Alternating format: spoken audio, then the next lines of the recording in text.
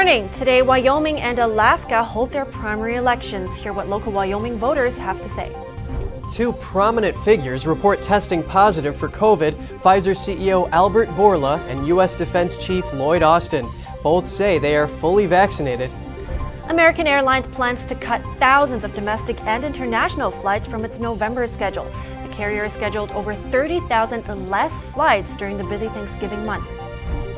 Due to the strict zero COVID policy, over 150,000 tourists are trapped in Hainan, the island province south of Guangzhou.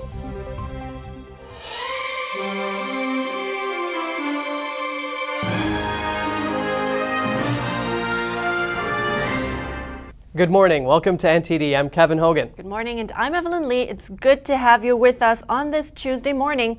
It's August 16th. And first off on the show, Liz Cheney is facing Wyoming voters today.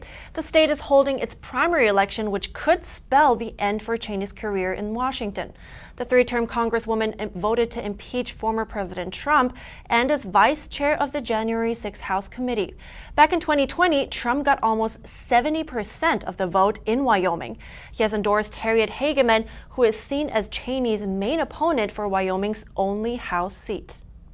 I am going to reclaim Wyoming's lone congressional seat from that Virginian who currently holds it. We're fed up with the January 6th Commission and those people who think that they can gaslight us. I'll be taking that fight to D.C. just as soon as I defeat Liz Cheney. Hageman is an attorney from Cheyenne who gained Trump's endorsement last year. Hageman has campaigned aggressively for Cheney's House seat, appearing at county fairs, parades, and rodeos. A recent poll conducted by the University of Wyoming has Hageman leading Cheney by nearly 30 percentage points. 41% of those polled say they're voting more against Cheney than for Hageman. Voters in Wyoming weighed in on the primary race between Cheney and Hageman. They will decide Cheney's political fate today. NTD's Jeremy Sandberg has more on voter sentiment around the election in the Cowboy State. Cheney's work as vice chair of the January 6 committee is threatening her chances in the deep red state. Well, right off the bat, over 70% of the state of Wyoming voted Republican in the last presidential election, and she turned right around and voted against us. She was our representative, not her own. Cheney is projected to lose her bid for a fourth term as the state's lone congressional representative. This is going to drive a lot of people to the polls because they just want her out. Then we can start fresh. Many Republican voters in the state have become displeased with Cheney over her frequent criticism of Trump. I'm a Trump fan, and I think she just sort of turned her back on him. That's it. Not all of Wyoming's Republicans are giving up on the incumbent Congresswoman. Liz, I feel like, put herself out there possibly to her own political peril, but her standing up for the truth and the Constitution is what got her my vote. Others say she will get their vote for sticking to her principles regardless of the outcome. Voting for Liz Cheney in the Cheney race because what she's doing right now is so important for our democracy. It's going to be tough, sure. I'd rather lose with Liz than win with her opponent. Some Wyoming Democrats are voting for Cheney instead of their own party's candidates, who are expected to stand little chance of winning November's general election in the heavily GOP-favored state. It's possible Cheney has her sights set on something bigger, like a potential 2024 presidential run. Jeremy Sandberg, NTD News. If Cheney loses, there will be two House Republicans who voted to impeach Trump left on the general election ballot. Alaska is also holding its primary election today, as well as a special election to fill the state's lone vacant House seat.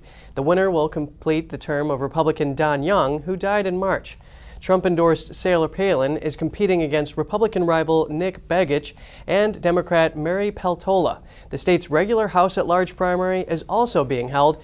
It is an open, nonpartisan jungle system with 22 candidates. The top 4 vote-getters move on to the general election. The same 3 candidates from the special election are expected to advance. Republican Tara Sweeney is expected to take the 4th spot. For Alaska's Senate seat, 4-term incumbent Senator Lisa Murkowski is pitted against Trump-endorsed Kelly Chewbacca and 17 other candidates in the nonpartisan primary. Murkowski is one of 7 Republican senators who voted to impeach Trump after the breach of the Capitol on January 6th.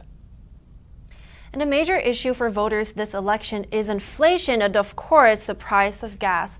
But recently, it seems like it's been on a downward streak. This morning, the national average was just below $4, according to AAA. You may remember back in June, gas prices hit a record high of over $5 during the summer travel season. What happened since then, and will the price continue to drop? We're bringing in Denton Cinquegrana to discuss this. He is the chief oil analyst at Opus. It's good to see you, Denton. Good morning. Good morning, everyone. Thanks for having me. Would you first please help us understand what's causing this downward trend of gas prices that we're seeing and that we've been seeing for a few weeks now? Sure. Well, there's a pretty big fear in the marketplace right now that we're going to be entering a recession. With a recession comes lower demand, not just for gasoline, but oil and diesel as well. So that's one piece. China, obviously we're part of a global market, right? So China and their zero COVID policy, when major cities, shut down, locking down millions of people, that's going to have an impact on demand too. And here in the United States, we have seen gasoline demand going down on a year-to-year basis when we compare, say, June 2022 with June 2021. And I think a lot of that started to take place when gas prices got to $5. When it got to $5, drivers are saying, enough's enough. You can't really just stop driving, but what you can do is change your habits, and people have been changing their habits because gasoline demand has been running, based on our data from retail stations around the country, anywhere from 5 to 8% below year-ago levels. Interesting that demand is playing such a big role in it, sounds like. And the Energy Secretary expects prices to fall further, but then there are other sources like GasBuddy that says it could increase again very soon. So which scenario is it? It's getting harder and harder to predict with any sort of certainty what's going to happen with retail gasoline prices. As it currently stands, we probably still have a little bit more downside, probably not much, maybe another couple of pennies. And then after that, all bets are off. We are also in the middle of the hurricane season, and that, a hurricane enters the Gulf of Mexico, at that point, all bets are off, and things could really turn, especially if a hurricane comes into the Gulf of Mexico and lands in that swath of the country between New Orleans, Louisiana, and Corpus Christi, Texas, and takes out a refinery or two and damages one for what could possibly be several months. Now, fortunately, we haven't had any tropical activity, but that's kind of one of the wild cards that's out there right now. But for now, I think prices are going to drop a little bit more. If you've noticed, each day and early on, you would see prices drop a penny, 2 cents, 2.5 cents. Those drops are starting to get a little bit smaller, a half cent, 0.4 of a cent on average. So I think when the pace of the declines start to decrease, that's when you're going to see the prices possibly flatten out for a bit and then possibly turn higher. Right. So the pace is slowing down, and you just mentioned, the hurricane season. So let's talk about the petroleum reserve for a moment here, because we did hear about the historic release, right? So what will happen first when we see the bottom of those releases? Yeah, then that could be a problem when we'll finally finish releasing oil from the SPR. Now, the SPR in itself is at levels from the 1980s, which, again, if we do have a major hurricane that forces production to be shut in for an extended period of time, we don't have that kind of security blanket to stick with as well. I think once we stop releasing from the SPR, we'll see our exports go down. We've been exporting a lot of oil, mostly to Europe and places like that. But it'll be interesting to see what happens there. It could lead to a turnaround in the market and oil going back towards $100 a barrel. Right now we're in the upper 80s because prices have dropped tremendously, which has played a role in the gasoline price drop. Thanks a lot for your outlook, Denton Cinquegrana, Opus. I appreciate you coming on the show this morning. Thank you. The U.S. Defense Chief said in a statement that he has contracted the CCP virus. He says he will be in quarantine following the CDC guidelines. The Defense Secretary is fully vaccinated with 2 boosters and is experiencing mild symptoms. He will be in quarantine for the next 5 days and will maintain his normal work schedule remotely from home. Austin, aged 69, says the last time he had in-person contact with President Joe Biden was on July 29th. This is his second infection of the virus. The first was in January. And another prominent figure has contracted the CCP virus, the CEO of Pfizer. The 60-year-old CEO Albert Bourla tested positive Monday. He reported experiencing very mild symptoms. Bourla has had 4 rounds of the Pfizer vaccine and is taking the Pfizer-made antiviral treatment Paxlovid. He's in isolation and following public health precautions.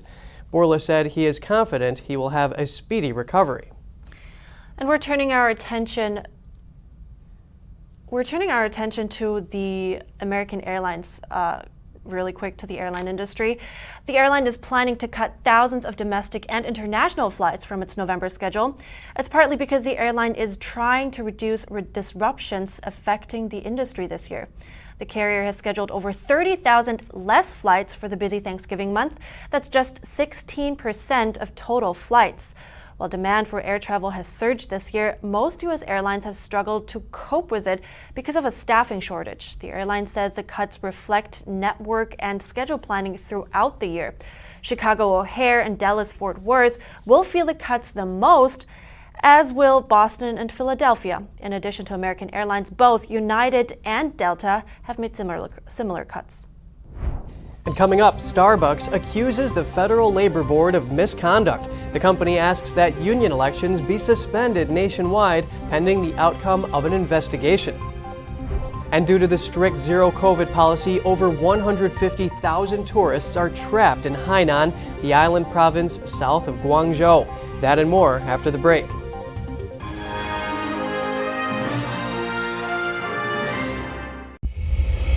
In every country communism gains power, authoritarianism and death followed in its wake.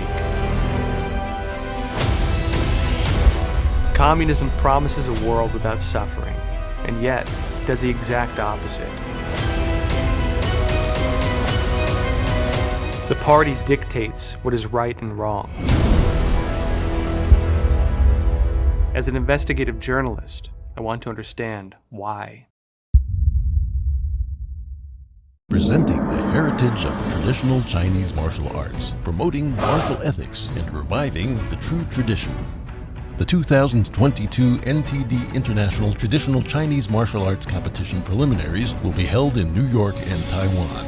On August 28th, the finals will be broadcast live online worldwide. Registration hotline 188-477-9228. For more information, please visit martialarts.ntdtv.com.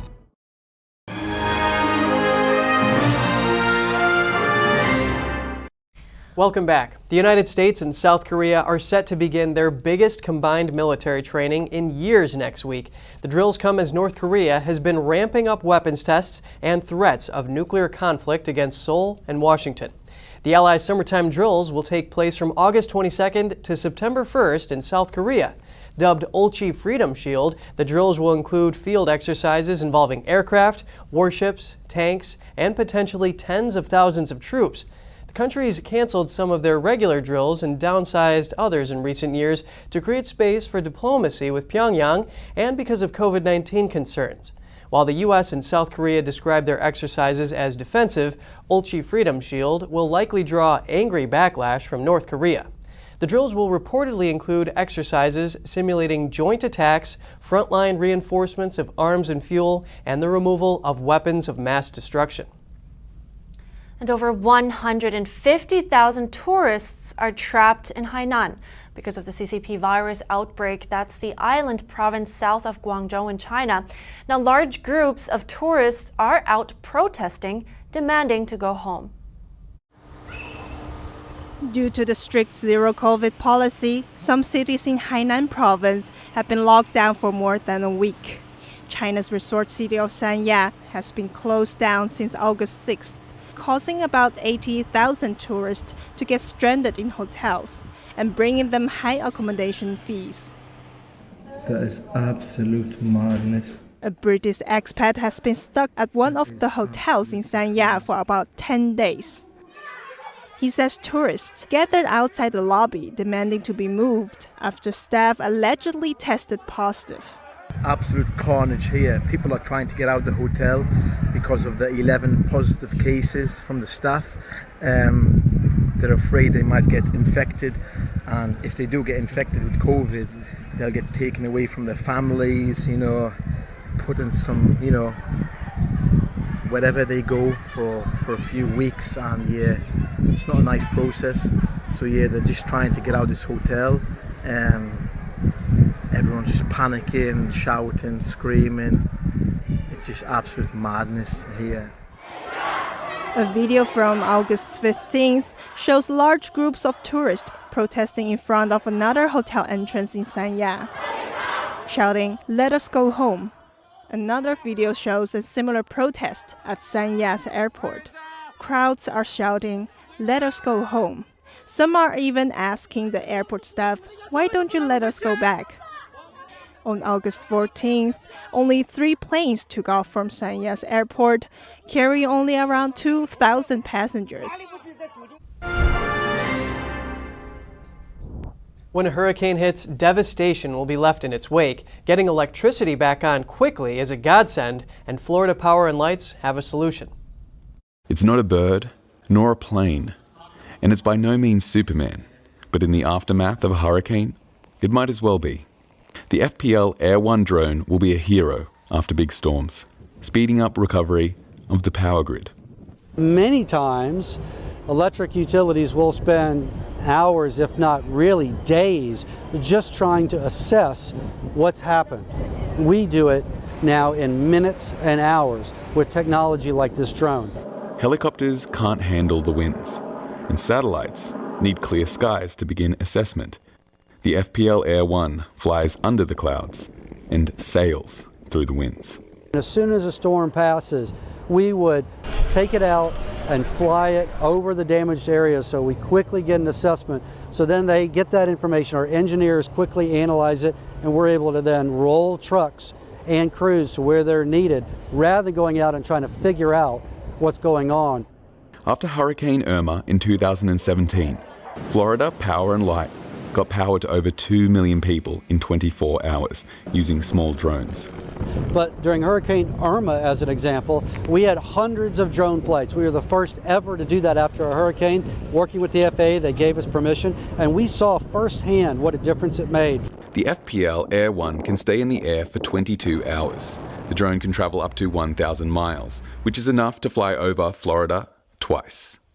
Handheld drones can only fly up to 8 miles. Flinders Kingsley, NTD News. Starbucks on Monday accused the Federal Labor Board of misconduct. The board is overseeing union elections at its U.S. cafes. The company asked for elections to be suspended nationwide pending the outcome of an investigation. Starbucks said NLRB agents allegedly helped the union group Workers United win elections by manipulating the voting process and then collaborating to cover up the behavior. That's according to a letter Starbucks sent to, among others, NLRB Chairman Lauren McFerrin, a copy of which was seen by Reuters. A year ago, there were no unionized corporate-owned Starbucks locations in the U.S. Now, employees at 216 cafes have voted to join the union. Workers at 46 locations have voted against unionizing. Starbucks said it learned of the alleged misconduct from a whistleblower who is a longtime NLRB employee, and that it took place during a Kansas City, Kansas union election, but it is believed to have happened in other regions as well. The company is asking for all pending and future elections to be conducted manually, with in-person voting and observers from both sides present. And coming up, one sailing crew and its volunteers in the Bay Area are working to keep sailing the traditional way. And some people dive for pearls, some people dive for fish, but these gamers are diving for chess. Find out more when we come back.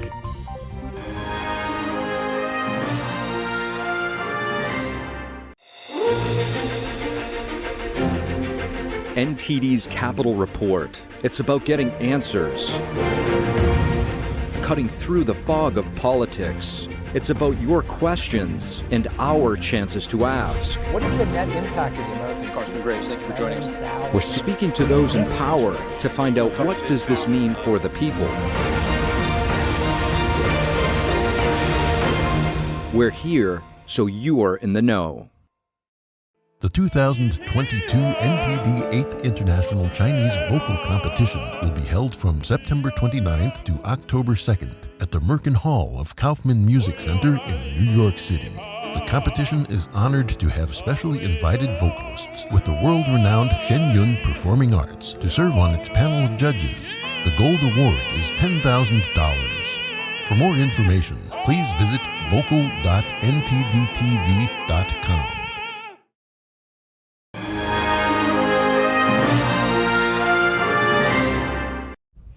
Welcome back. Before planes, the one way around the world was to hoist your sails and set off on the 7 seas. One sailing crew and its volunteers in the Bay Area are working to keep sailing the traditional way. NTD's David Lam has the story. 2-6! These passengers have their hands full as they get to be sailors for the afternoon. They're on board a 132-foot wooden ship, assisting the crew to set sail in the San Francisco Bay. I think today it was a really good sail. We got a lot of wind, especially later as we got closer to San Francisco and by Alcatraz, which is where it picks up and gets a lot of fun. The $6 million ship took 7 years to build, has an 11-sail brigantine design, and comes with a deep history. It was named after an iconic and prolific shipbuilder from San Francisco. Now, the Matthew Turner is specially designed after another historical ship called the Galilee, which was built in the late 1800s. And it also held the fastest sail record from San Francisco to Tahiti. Now parts of her are in San Francisco, parts of her are in Benicia, which is Matthew Turner's original shipyard location. Part of her is sunk in Sausalito, like literally a quarter mile from us. The hybrid ship stands about 100 feet tall and produces her own energy harnessed from the wind. She regenerates her 2 electric motors when sailing. She's one of 2 ships from Call of the Sea, a non-profit in Sausalito that local sailors founded in 1985. Alan Olson, the co-founder, said he partnered with the San Francisco Police Department in the past to take students from youth reform schools out to sea. It was a very, very powerful thing, and we could see how it was really changing these kids and how much they liked doing it. All right, turns course, turns lower. They're dedicated to sharing traditional maritime sailing and its deep history to today's youth with their floating classroom, a chance to sail on traditionally rigged vessels. I think it's really fun. I mean, it's kind of cold, but I think it's like there's really pretty views and stuff. And I've been on the coast around here, and it's a really different perspective. I prefer being on water than on land, if that makes sense. So living on a boat, working on a boat, and just constantly sailing almost every single day, it's where I need to be. Also, I think that young people don't realize how many options they have.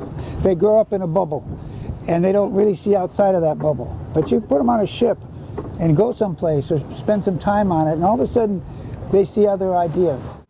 Call of the Sea's crew is sailing strong to keep traditional sailing in the Bay Area and beyond. David Lam, NTD News, California.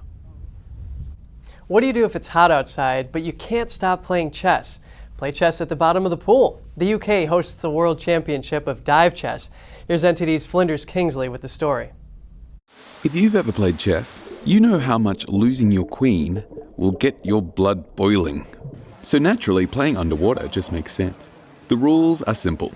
Each player takes their turn underwater, and once they come up for air, it's the opponent's turn. But here's the catch. If the player has come up before making his move, he forfeits the game. Sorry, buddy, it's cruel, but that's dive chess. So one thing you don't realise is the pool is really cold, and spending a lot of time underwater hurts your oxygen intake, and so it becomes harder and harder to find good moves as the game goes on, really. When it comes to traditional chess AI engines are now far superior to even the world's #1, but not at dive chess.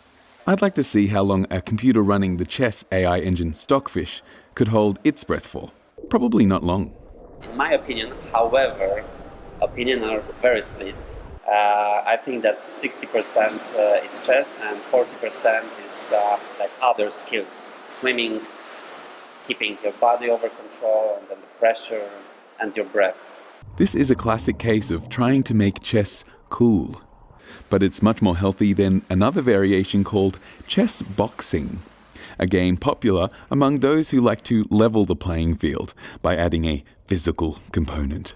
You play a long game there, you're doing 30, 40 moves, and every time going down and coming up, it's a marathon in itself. Chess is the game of kings. Dive chess is the game of sinking. Flinders Kingsley, NTD News. You know, Evelyn, I used to love playing chess, but I've never played it underwater. I bet very little people have, but that's really interesting. I wonder, though, how in the world do they get those chess pieces to stay down? I think it's magnets, but you know what? I bet Bobby Fischer would be really good at this. Anyway, magnets, that's a good idea. I'm going to ignore the rest. I'm just kidding. All right, that's all for today's program. Thanks for watching. I'm Evelyn Lee. And I'm Kevin Hogan.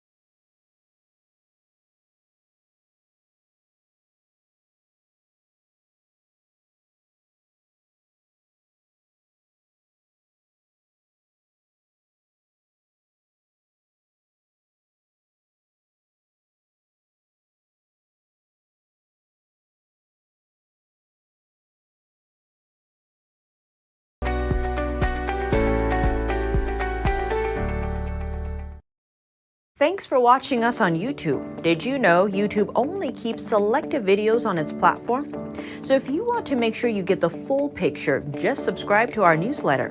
Go to newsletter.ntd.com and sign up. It's free.